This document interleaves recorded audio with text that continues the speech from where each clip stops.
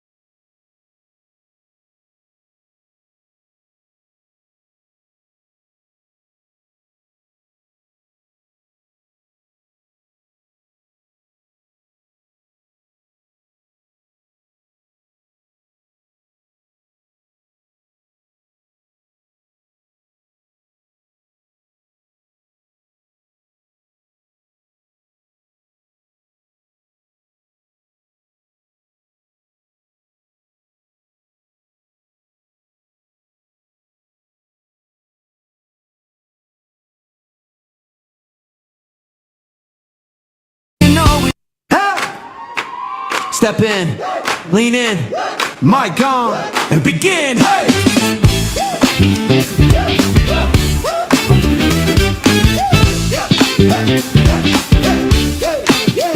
Been quiet too long, chewed up tongue. Turn down songs, clock keeps ticking on the wall. But your name's still missing from the roll call. Let your voice be heard, say every single word. From the low notes to the sky, throw your hands up high. Let your voice be heard, loud, clear, undeterred. Got a light, buddy? Yeah, sure, kid. There you go. And your wallet. Nick, give him your wallet. If it shakes the room, that's how you know it's you, yeah. Oh, yeah. You got a truth tucked deep in your chest. Heartbeat tapping out, say it, confess. Crowd might stare, let them do what they do. They never held a fire living in you. Let your voice be heard. Say every single word. From the low notes to the sky. Throw your hands up high. Let your voice be heard, loud, clear, undeterred. If it shakes the room, that's how you know it's you, yeah. Speak up, name your dream out loud. Stand up, you're the leader of this crowd. One spark, one shout, watch the silence melt. Power in your mouth is the truest thing you felt. Let your voice be heard. Say every single word. From the low notes to the sky. Throw your hands up high. Let your voice be heard. Loud, clear, undeterred. If it shakes the room, that's how you know it's you.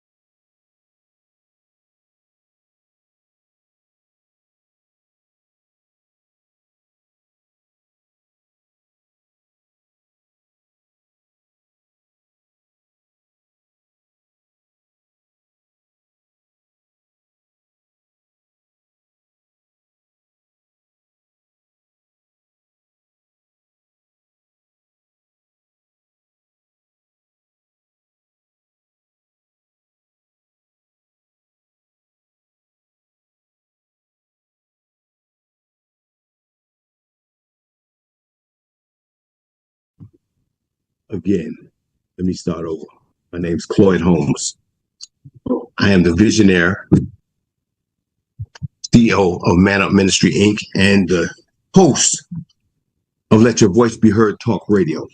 I want to apologize and ask you guys to forgive me for the technical difficulties that we've had starting this show.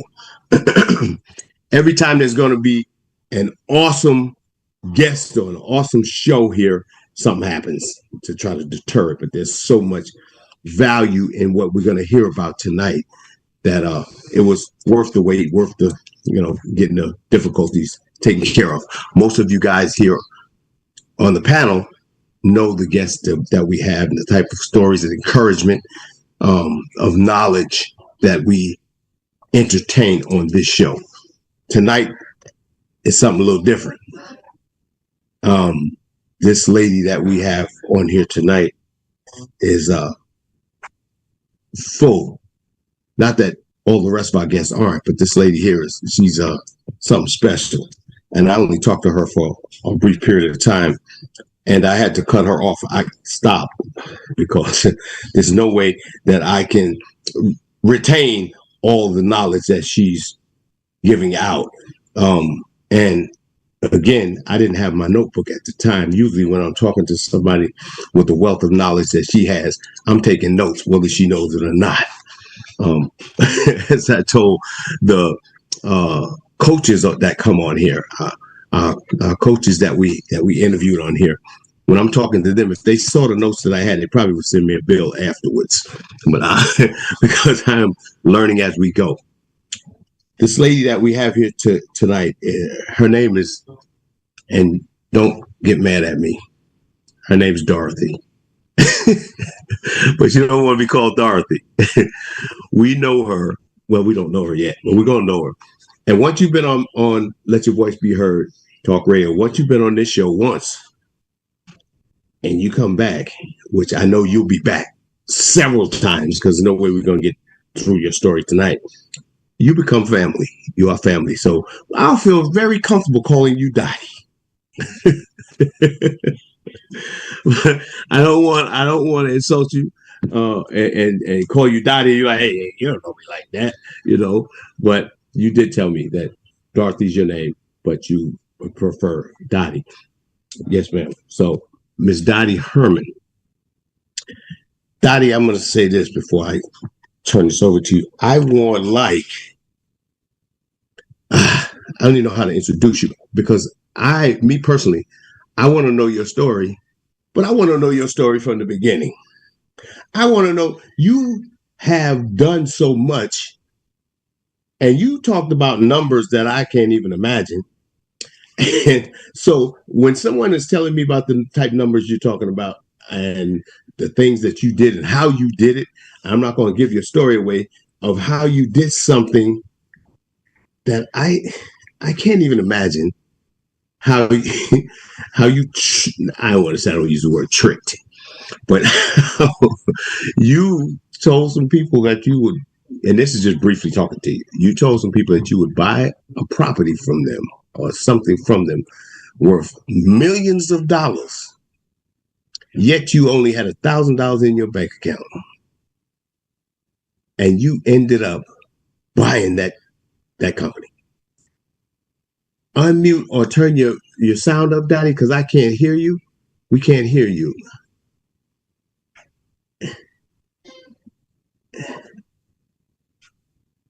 We can't hear you. I think that you're muted, or there's no muted there. I think you might have turned the sound up.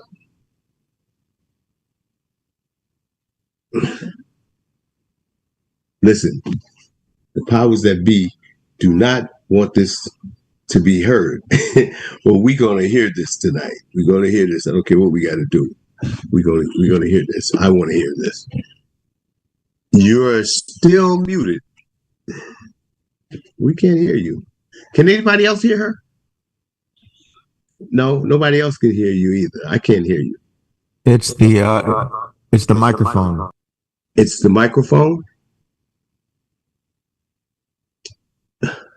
We still can't hear you, Dottie. Now you're muted. Okay, now you're unmuted, and we still can't hear you. That's strange.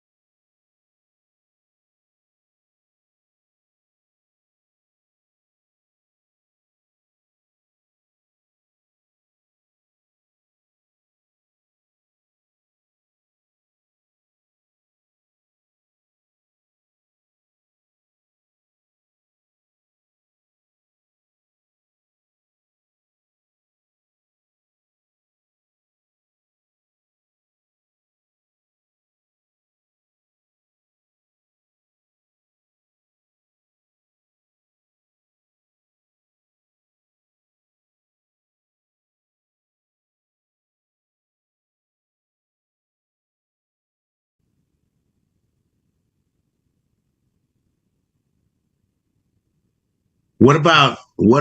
And I'm just guessing. I don't know. What about logging out and logging back in?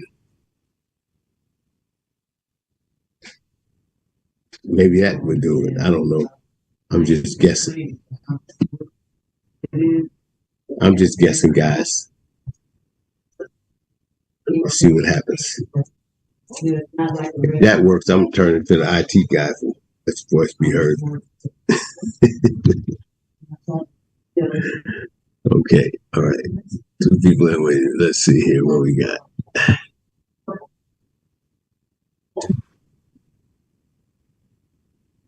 Okay, I see you. Still can't hear you. I see you. Still can't hear you.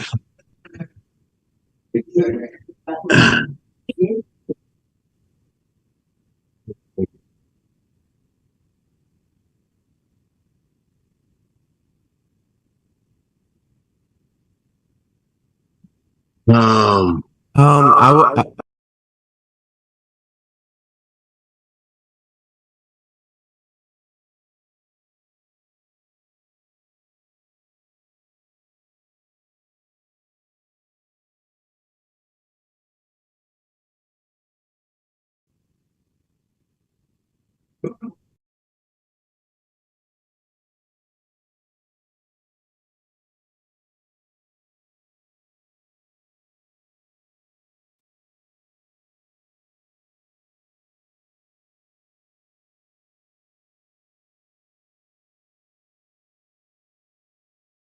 Well, you don't want to find me. No, the phone won't ring.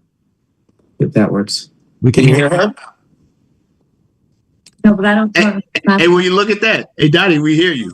Oh, you hear me? Yeah. We hear Wow. you clear. Wow. I don't know. Okay, you gotta make that bigger now. Listen, I don't know what that was all about. But I don't know either, but we're grateful that you are here. Excuse me. We're grateful that you're here. As I was stating that you are a plethora of knowledge on, get this one, panel, real estate. This lady no, is awesome. Go I ahead, would come say on. real estate, but I would say I grew a big business. You I grew would a say big business. a huge business. So it was, it Wow. happened to be a real estate business. And so I know Right. plenty about real estate. Right. I would say my specialty is building businesses. Okay. Well, listen, that works for me. I want to know your story. I know from talking to you briefly, I wouldn't have made the show if we'd kept going because you have so much to talk about, so many things that you've done. I don't know about the ups and the downs. It all seemed like ups to me when I was speaking to you. Nothing in life is all ups. well, nothing in life is all ups, but sometimes, I mean, what you doing in your business, we spoke briefly, so I didn't hear about the downs, but if they were there, I'm sure we're going to get to them because here on Let Your Voice Be Heard, we're going to dissect your life because it is interesting. I want to hear about your story. I want to hear first, how did you come about this? Before your business, what motivated you to even think about doing something? Because you did tell me that you didn't grow up in the special, you didn't have a silver spoon handed to you. Not at all. Okay, so there was something that had to motivate you to say, okay, this is what I'm going to do. Give us some of that. Well, Everyone, this is don't Miss know. Dottie Herman. I grew up at a time where I wanted to be a teacher, but my mom died when I was 10. We were in a severe car accident, and we were all injured badly.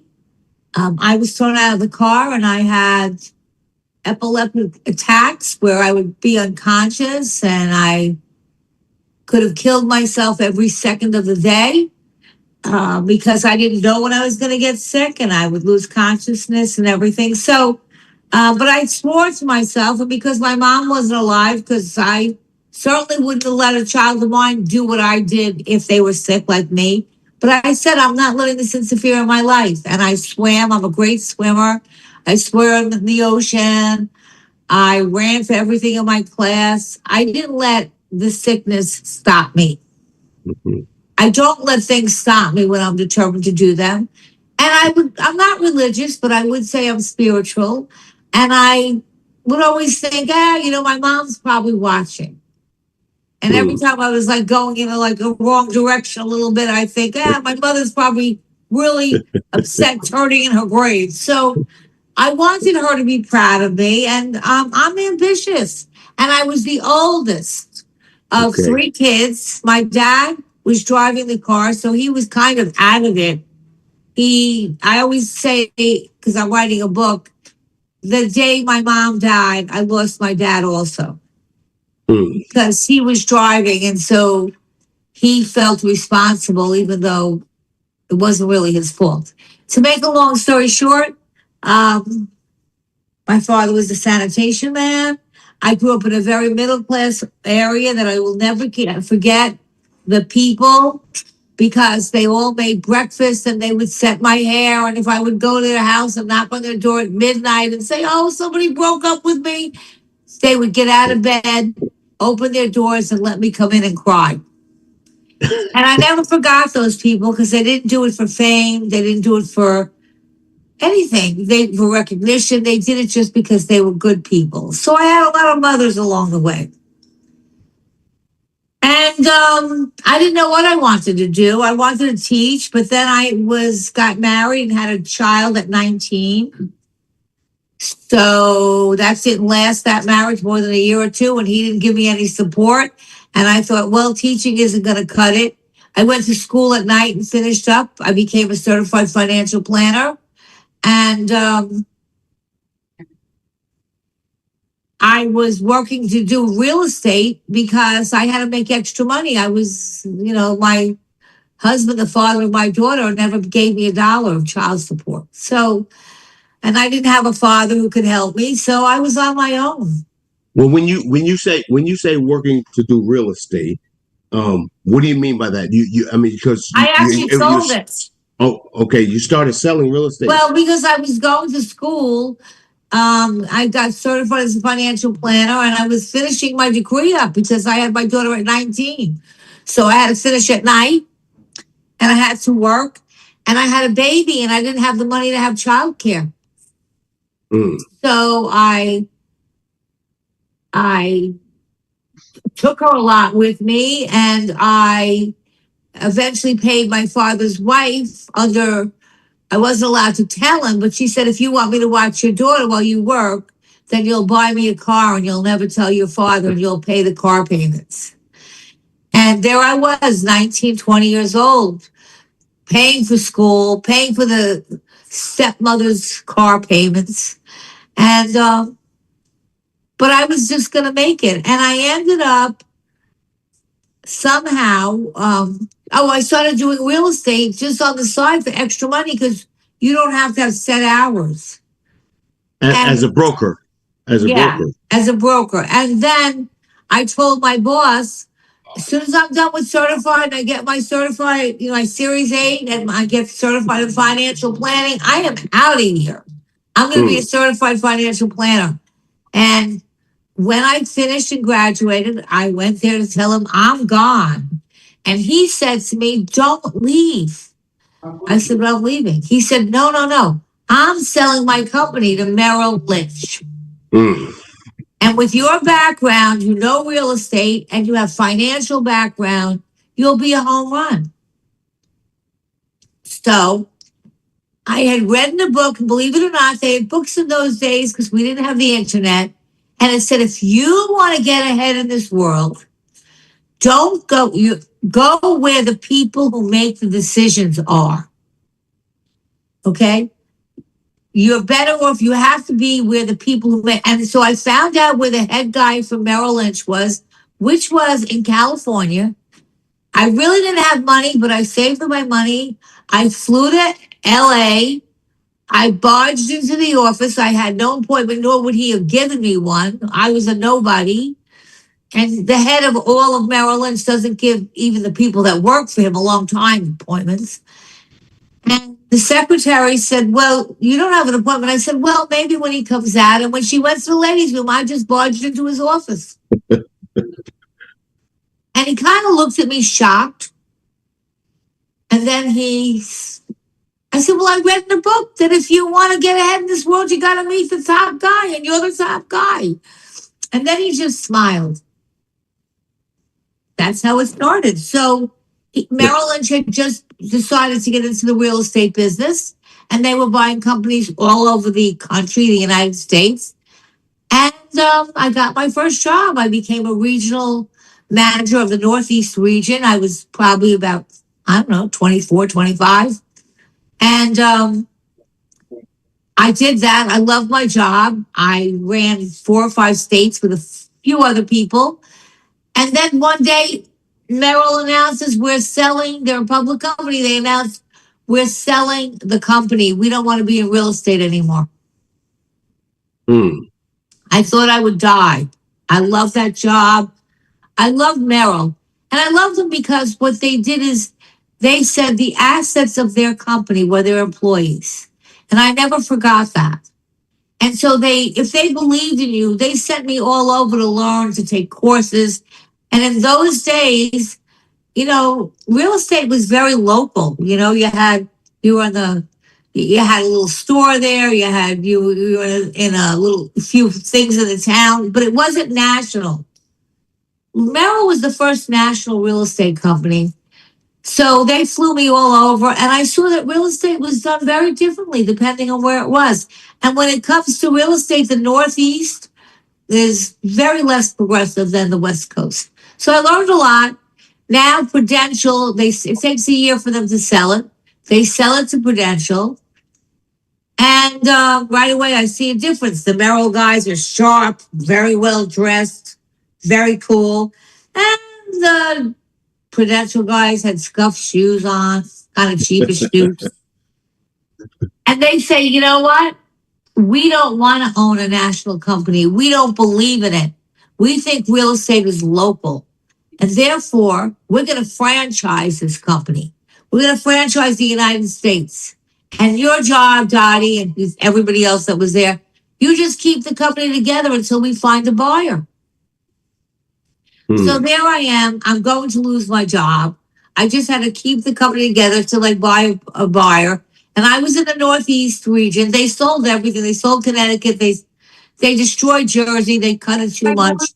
And well, to make a long story short, I was 20-something years old. Somebody said, well, why don't you buy? And I said, because I have no money. They said, well, just tell them you do. And again, that's the beauty of being young. I said, well, that's not a bad idea. I will. And some of the women's husbands came in. We wrote a business plan.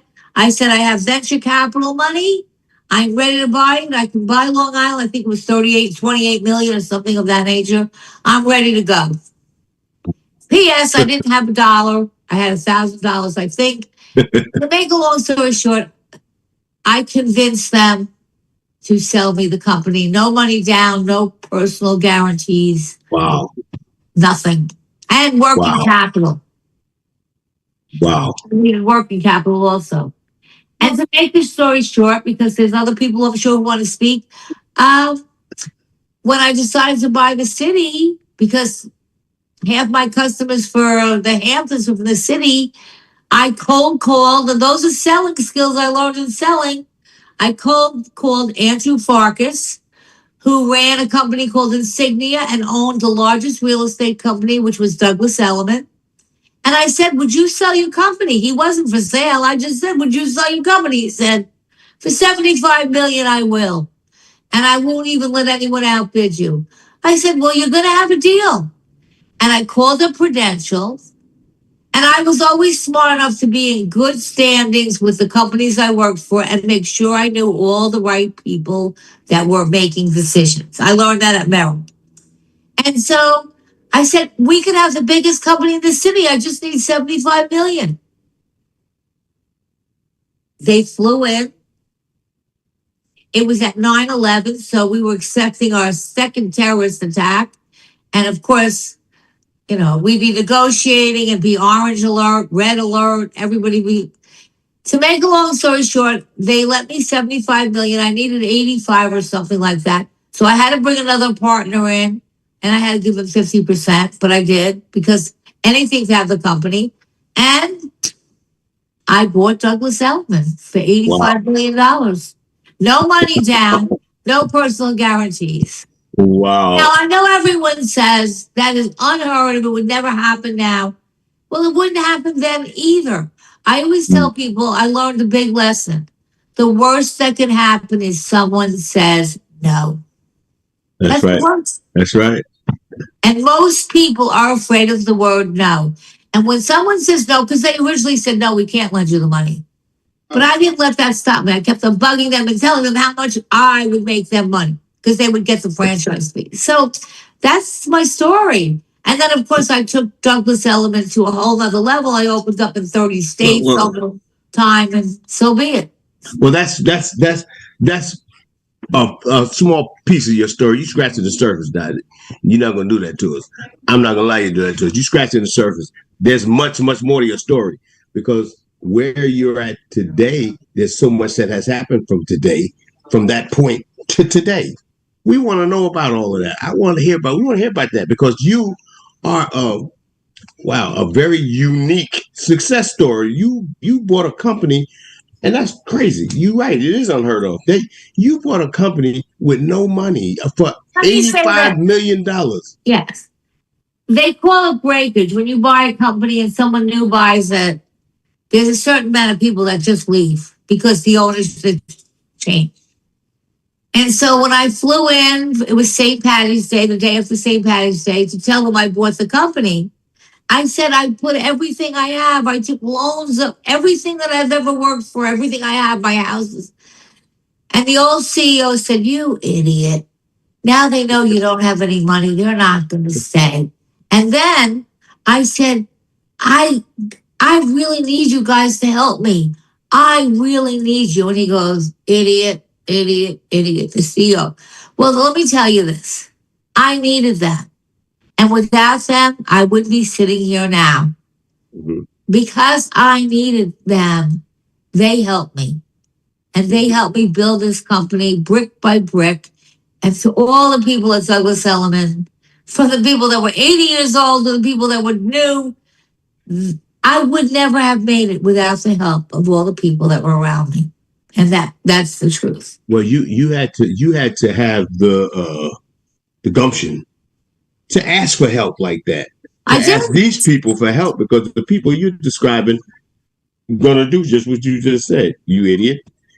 That's what I was expecting from them. And then I built a mortgage company because I said, let me have everything that a person needs when they buy a home.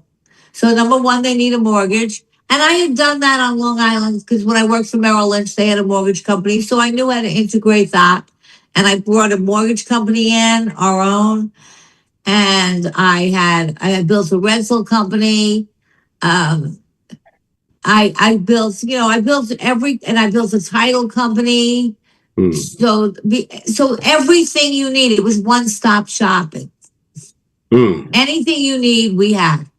Wow. And that took me a bunch of, let's say 5 years.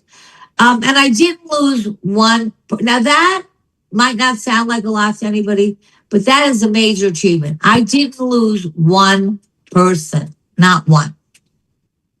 Wow.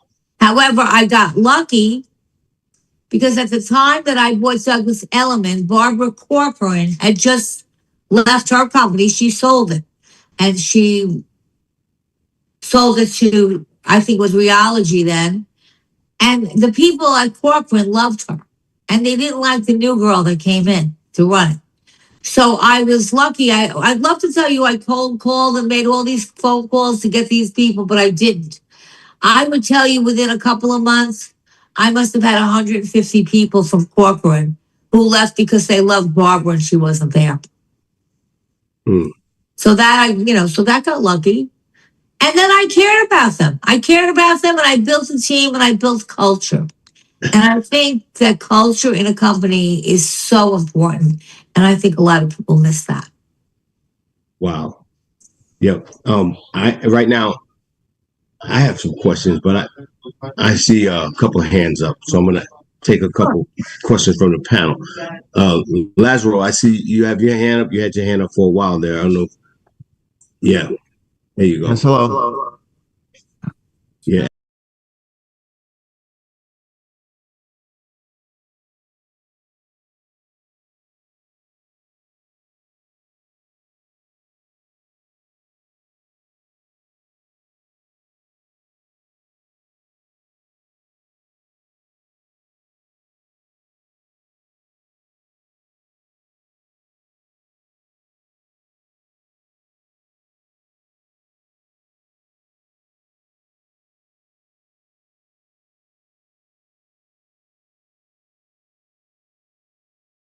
teaching. I like growing people.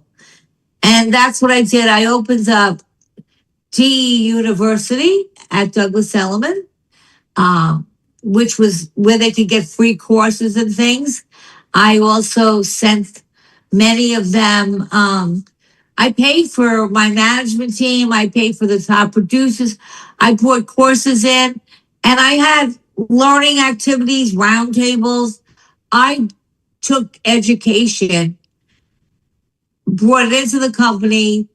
Okay. And then after every course that they took, and I did 3 or 4 day seminars where we all have dinner afterwards. Sometimes we'd stay for a couple of days, and then they would get to know each other more than just people that work together. They really got to know each other and bonded. And I built a family. So whether you went to Florida, because I opened up in Florida, I opened up LA, wherever you went, you felt connected to a family, and it's hard to leave a family. And I think I could, anybody that worked with me in my days, I will tell you it was a family. Thank you so much. I hope that answers your question. Grenade. Does that pronounce that right? Did I say that right? You muted, brother.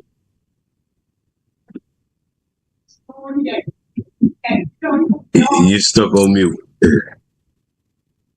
I hear that. Ask Dottie what she did to get off of that. Oh, here you go. You're off mute, but I still can't hear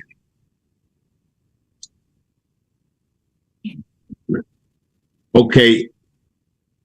See, keep working with that. We gonna get to you, man, because you're unmuted, but we can't hear you. But there is a question from Leah Amore in the chat that says, "How do you know when the risk is worth the reward?" That's a good question. That's really a good question, I think. I can only tell you my opinion. I was passionate about doing this. I was willing to risk whatever I had. But that's because I was so passionate. And in my mind, I believed I could do it. Like if I didn't think I could do it, I'm good with people. I'm good with organizing people. And I was so passionate about it. And I think that's contagious. If I wasn't passionate about it, I couldn't have been great. And I don't know that I would have ever done it. I loved it that much. This opportunity to me meant the world. And I would have risked I risked everything I had. And I was lucky I was married then. And my husband was an attorney, and we didn't really buy a house. So he went along. I had a supportive spouse who didn't have a lot of money because we took everything we had and put it into the company. Very good. Very good. Thank you very much. TC, Tony Curtis, I see you have your hand up. Hi, Dottie. How are you? I'm good. Oh, look, this inspires me. Like I love when you describe what it was like to take the risk. It was like, you know what? We're just gonna go for it and see what happens. And I have been building my practice around allowing people to understand that the only limiter is yourself, right? What you can conceive of with your mind, you can't create. I heard you so much. Some people don't get that. And it's like you spoke about something that in the beginning when you talked about your dad losing your mom and what that did to him and then what it made you do, right? You ended up becoming that person that took care of everyone in your family. I did. I was oldest. I did. So like when I hear it, I talk about these journeys with women to kind of help them overcome whatever obstacle they're in that moment. And it resonates with me because a lot of people don't know this because I'm a maternal health expert. I'm an expert in women's health. My degrees are in business, My first opportunity came from American Express. They Wow. allowed me to train as a financial advisor when I was 18 years old. But what you're doing is you're making a difference in life. And to me, at the end of the day, you can't take money with you, but if you can make a difference in some people's lives, it's all kind of what it's about. It's layering in that calling Yeah, that allowed you to hear your voice. So I'm just inspired. I needed to say it out loud. I absolutely love it. Thank you. It is. And if I could ever do anything to help you, just call on me. Thank It you. is inspirational for us all. I'm sure this is. I told you, Dottie, this is good stuff, and it's going to take a minute for us to really get to the bottom of all of this stuff. This is encouraging. It's encouraging. I want to know. You said you were writing a book. Yes. When will it be out, and when can we get it? How can we get it? Because I want the first copy. Well, I'm doing a book and I'm not a great writer. I will tell you that. So I'm going to have to someone redo it. But the whole idea of the book is it's chapters of what I did that's right. And was like what I wanted to be is lessons learned. Mm-hmm. So in other words, there were many things I did wrong. But you don't learn if you don't make mistakes. So I want people to be able to say, wait a second, I can do this also. Look what she did. And also to show that, hey, because a lot of people give up when things go wrong. I ran out of money. I didn't know how I was going to I'll never forget. I called up everybody in the company. I made an announcement. I said, don't cash your checks. I don't have the money to cover them. Okay. But no. So it'll be, it'll probably, well, I would say another 6 months, 8 months. I haven't been on top of it as much as I should be, but it's really going to be lessons learned. So that each chapter, there's a lesson I learned, whether it was a good lesson from something I did right or a lesson from something I did really wrong. Because I think when you make mistakes, that's how you learn. Well, we really want to hear about it. I want to know about it, and I'll keep you posted. I want to be the first one to get a copy of it, and I need you to sign it for me. But because the lessons that you've learned, and I want to hear your thinking. I want to hear your thinking because I pray that this thinking and these things that you went through to be successful is contagious. I want to know about them things because I want to start negotiating for 85 and $75 million companies and stuff. I'd like to do that at one day. So I need to know how you think, what brought you to all of this stuff. And you said 6 months. You're gonna be around. I know you're gonna be here with us. I'll be around. You're gonna be here with us. I'm more than glad to give back any advice for free. I don't want money for it. I will be glad to do that for you guys. Anyone.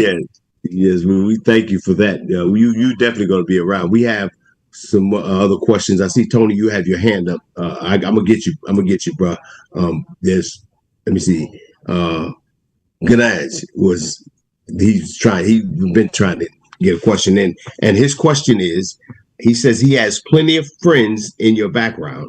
How has this affected your commitment for the past 30 or 40 years?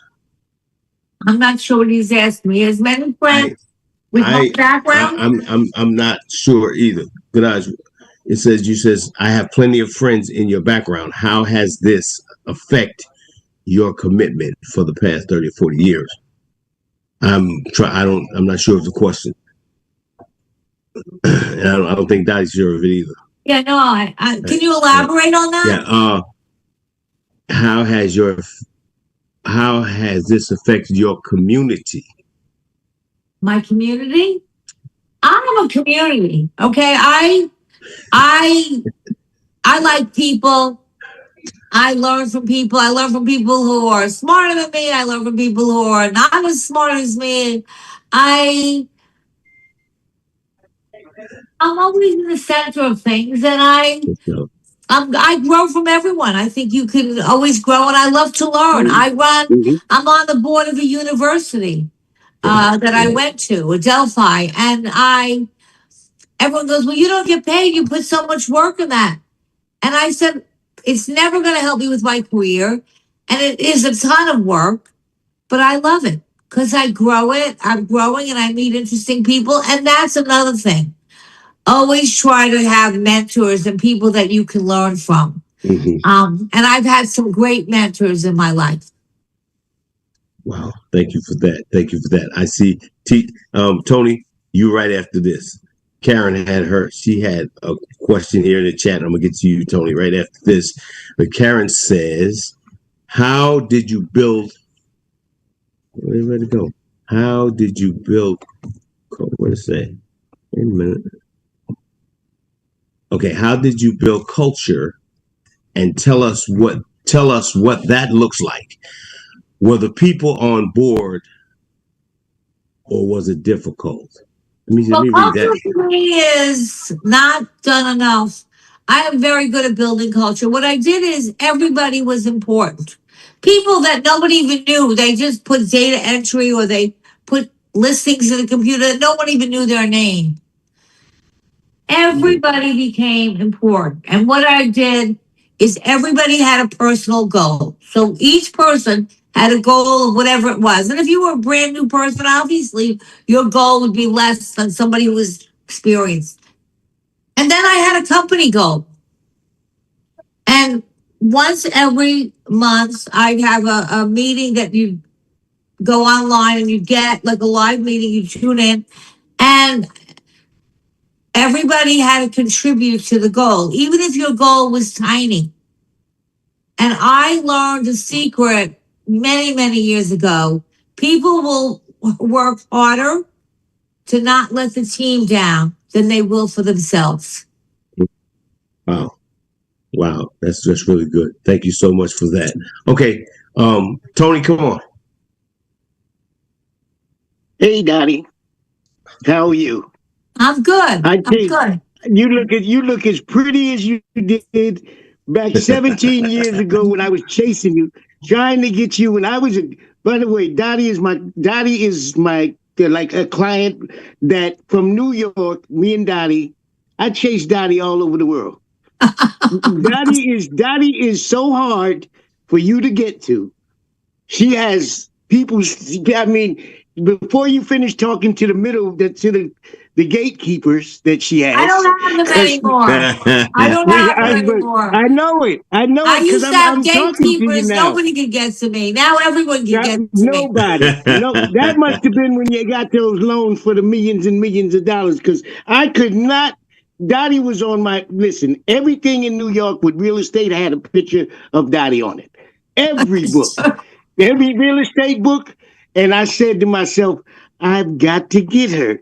But it took me to come, I'm talking 28 years to come to Florida to somehow get in touch with Dottie. Well, you know something?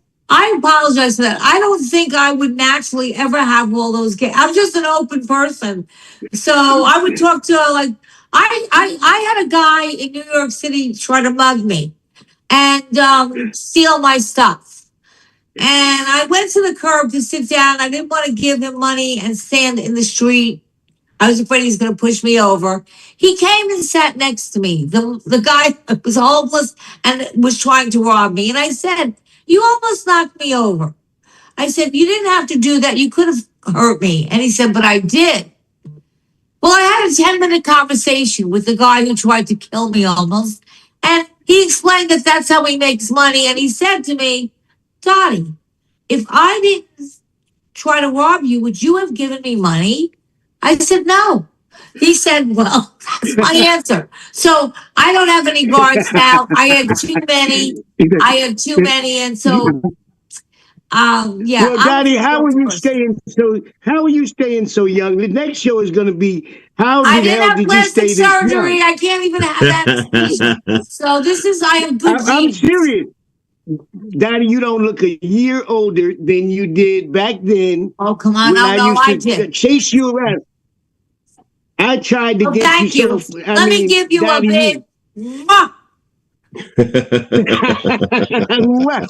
I'm giving you a big mwah. Hey, Because hey, Dottie hey, is, hey, hey, hey, hey, we'll start this stuff on Clean here now. show. We have the clean show. Dottie is We my gonna new say what's friend, next? and I told you guys I would never bring junk to this show. I promised you You that did. we're gonna have class act, and Dottie is a class. You guys don't know, but me Yes, and she Dottie is. are like she Yes, she lives a is. town Yes, she away from is. me in New York, Yes, she is. Yes, she and I mean, is. And we'll stay Floyd, connected, I she's hope. you better stay connected. I'm not leaving you now. I chased you all over the world. I can't do that. I can't do that now. But Nope, Floyd, nope. you should have known when she said Adelphi, because Floyd and I were born and raised in Huntington. And I know you're from Long Island as well. Right, Or and you we had lived my in Long first Island. corporate office was on Huntington, 25A. And Okay. Huntington's a great place. Yeah, it is. It is. Mhm. Definitely is. Definitely Yeah. is. It definitely is. Dottie, Listen. where are you from? Are you from Long Island, correct? I was born in Franklin Square, which is kind of close New York. to the Queens border. Yeah. New York. Can't you guys tell this is a New Yorker? Listen to her voice. I'm Yeah. so glad to hear your voice, because I've only been out here 3 months, and I'm, hey, it's Where rough are out all here in you guys? Florida. Are you in New York? Are you on Long Island? Where are you? Long Island. Right, Huntington. That's where Huntington. Cloyd is from Huntington. Well, And the rest of these people who Well, are I'm from in there. Florida now, and I'm leaving. I'm coming back to New York, and then I'm going to go out to the Hamptons, maybe for the weekend. Well, we're in Florida now, though, Dottie. Yes, I know, but I'm leaving Florida. There's I know you are. They all left. You promised me you was coming to see the facility. I know, but I'll be back. I rent this place. Okay. I built all these offices here. I promise. Okay.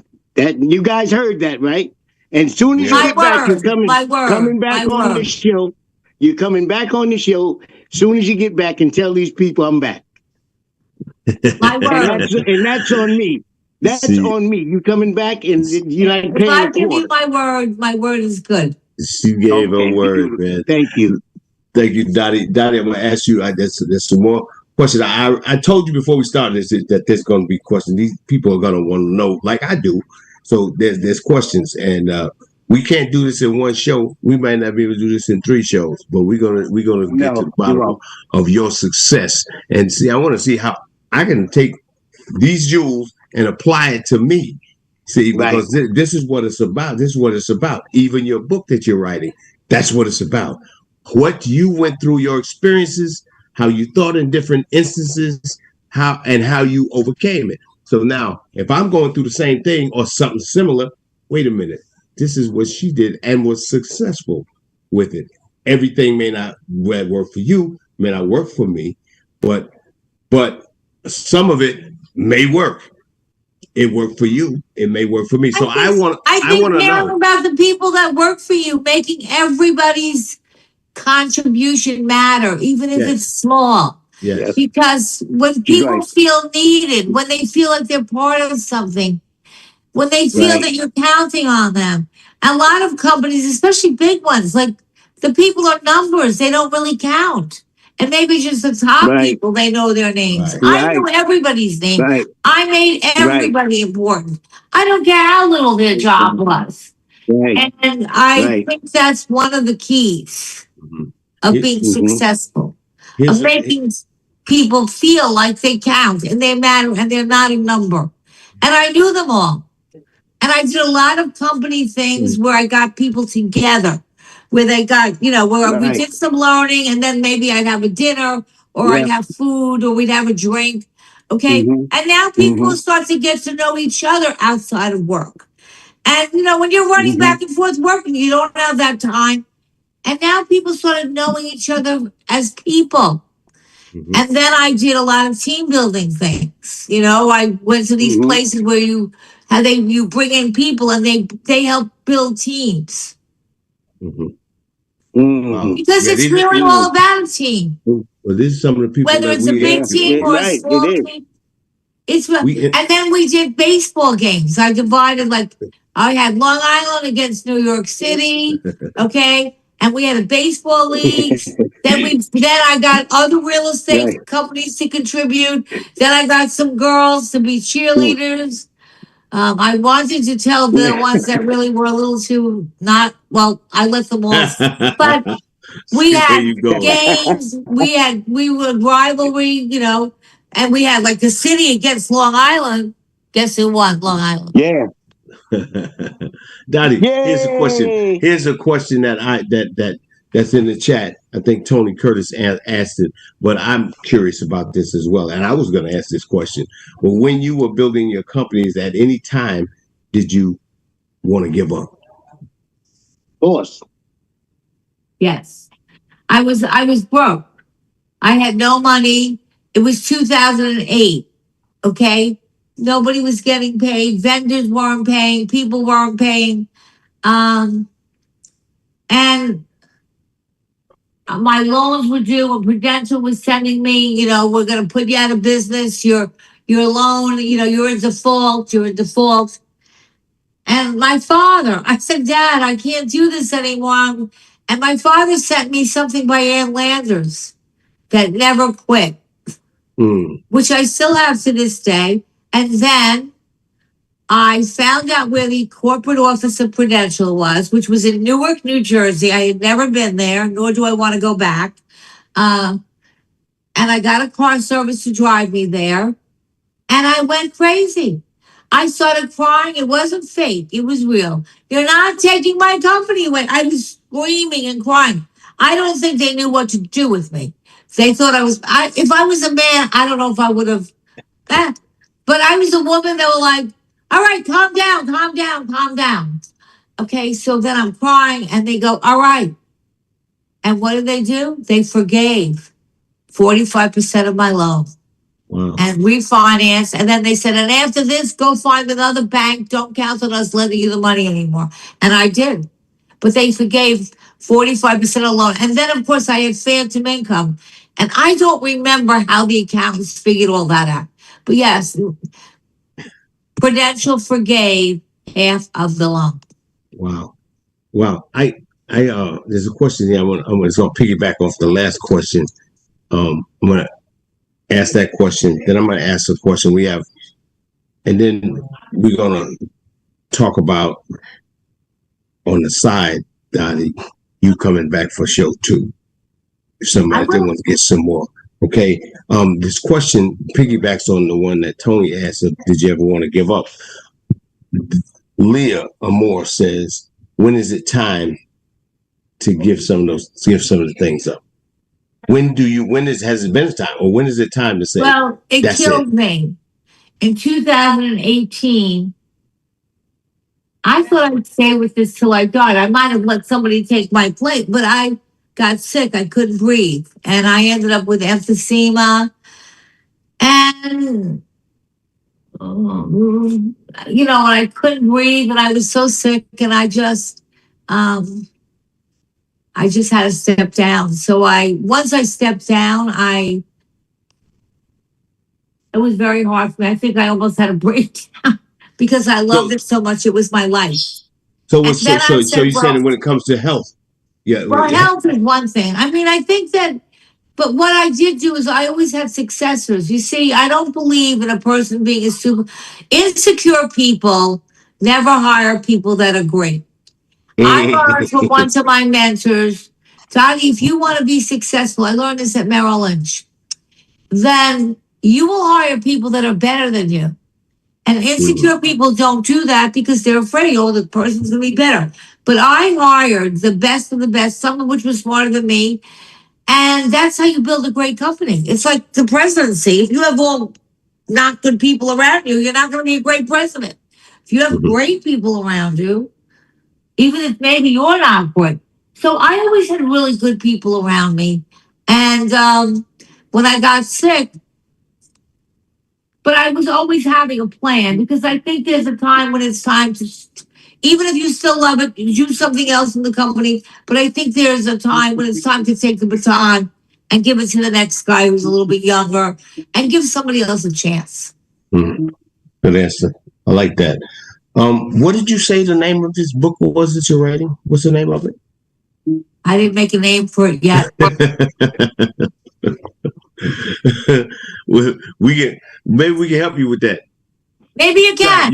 You guys come up with a name for her book when we come back for show 2, and we'll just see what And I will names. come back for show 2. I promise. Yes, we definitely gonna have you for show 2, and we'll come. You guys remember this? You come back for the panel for Miss Dottie Herman.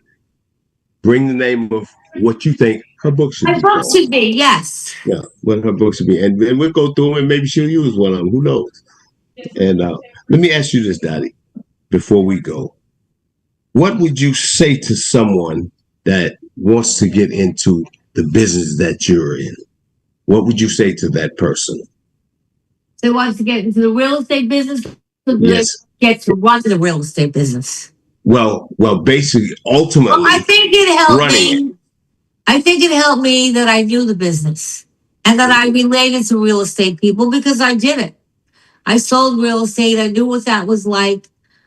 I worked for a major company and I watched Merrill. And I honestly want to tell you the truth. I copied their model. They were ahead of the times. They had a mortgage company, a title company. I copied their model and I always stayed on good terms and volunteered to help everything, even if it had no benefit to me. And those people gave it back. Prudential, Merrill, they all helped me. You know, they didn't have any reason to have to help me. But to this day, Larry Biederman and George Rathman, who ran Merrill, and Larry became the chairman of Merrill Lynch before he died, and while they were still Merrill Lynch. They were in the World Trade Center before it got blown up. And he invited me to a dinner in the Merrill Lynch building before it blew up with all his colleagues around him. He said, I'm going to retire. I want you to meet this girl. She ran Douglas Elliman. I don't care what business she wants to go into. If she needs money, I'm telling you, I'm retiring. You give it to her. Oh. You know, I always knew everybody and I always helped. I helped companies that weren't my companies. I didn't have anything to gain from it, but I helped. I always was a team. I'm a team player. Well, would you say? Because as I'm picking this stuff up as you're going, would you say that it was what you know, but also in your case, it was also who you knew? Well, I didn't know them before I got the job. I knew them because when everybody said, why would you go to this? The company isn't paying for it. Merrill was big on education and they had a lot of things. Most people said, well, if the company doesn't pay for it, we're not going. I didn't have a lot of money. I was a single mom. Okay. I went to everything. I was a sponge. Yeah. And I went to everything. And then I made sure when I was at everything that I made sure to go up and say hello and make with the right people. And I don't know if we have time, but I'll give you a quick example. When I was a regional manager, there was 4 or 5 of us. And Merrill decided we're going to downsize and we're only going to have 1. I was the youngest one with the least experience. I had no thoughts that it was going to be me. Mm. All of a sudden, the guy, we called him Hatchet Floyd because he hatched companies. He calls me, he says, well, you're it. And I said, well, I'd love to be flattered, but you never even met me. The man never even met me. And how did you pick me? He said, they took me out of retirement. They said to pick the best person for this Northeast region. I asked a bunch of people. They all said you. And I said, well, I'm glad you asked people that liked me. That's the truth. That's how I got that huge promotion. That's real. But so that's be awesome. nice to people. Yes. Go the extra yard. Yes. Help out even if you're not getting paid. And if they have educational stuff, go to that. Yes, ma'am. Listen, you are a smash hit on Let Your Voice Be Heard Talk Radio. And I'm going to show you why. I'm going to give you an example that you are a smash hit. Because there's people, Tony, you've already we said bring your names to the book next time. They already in there. They put names in there. Oh, guys, I'm going to love you. I'll put your names in it. Yeah, but we ain't getting ready to give it to you now. I'm gonna give it to you next time. I'll make sure you come Okay, back. that's a We're gonna give it deal. to you next time. I feel like we're family. Yes, we We've are. talked Yes, so we many are. times. I feel like we're family. Yes, we are. Tony, go ahead. Go ahead before we go. Okay, I'm holding Dottie to this. We're getting the book. We're gonna advertise the book first. That book is coming on. Let your voice be heard. Yes. Me and Dottie already agreed that she was coming to the studio. So the people that's on here that work with me, that's Dottie, the one I've been telling you about. She's coming to us. And I gave you my word. She did. She did. And I let Dottie, I love you already. You know, me and Dottie hit it off. We did. We hit it off. That's good. I mean, We did. That's good. That's good. I mean, we check up on each other. Check up on Well, I'm not losing touch with you, so we'll keep in touch. Better not. You got a family out here now. Yes. You got a family, and I can't wait. I'm glad that I'm part of it. Yes. I'm glad you are too, because anybody on this phone or on this Zoom, I'm losing. It's a place. Yeah, Huh? You broke up a little bit. But listen, everyone, have a happy Memorial Day. Listen. And I'm sure I'm going to be speaking to you all again. Listen, you will, Dottie. But for my panel, for everyone here, my panel, I love you guys, man. You guys are awesome. And we're gonna make sure that Dottie comes back. And you guys think about that book, Tony Curtis. You get 2 or 3. You're gonna get 2 or 3 names. I know you. And the rest of you guys think of a name for her book, what you think it should be, and we're gonna put it on it. Maybe she'll use it.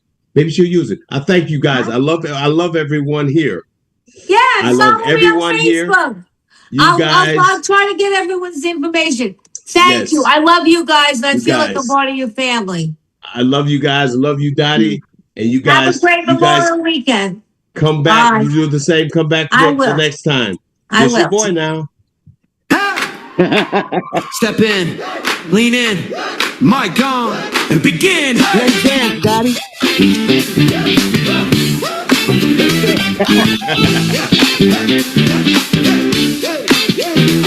New York. Chewed up tongue. Bye. Clock keeps ticking on the wall, but your name's still missing from the roll call. It started. I'm getting enough. It's boy now.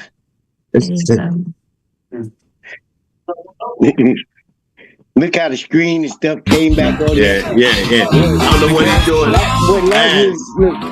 Lazarus still not messing up. Turn down songs. Take that off of there, Laz. Man, listen, I'm going. Name's still missing from the roll call. Let your voice be heard. Say every single word. Blown up to the sky. Hands up high. Laz, you messing up, bro. Yeah, man. Lazarus freestyling. Yeah, he got cartoons and everything going on. No, he got cartoons going on. Come on, bro. Yeah. Yeah, Lazarus. No. You doing too much. Lean in. No. It's your boy now. Yeah, what is he doing? I don't know what he's doing, but I got a trick for him. He do this. Recording stopped.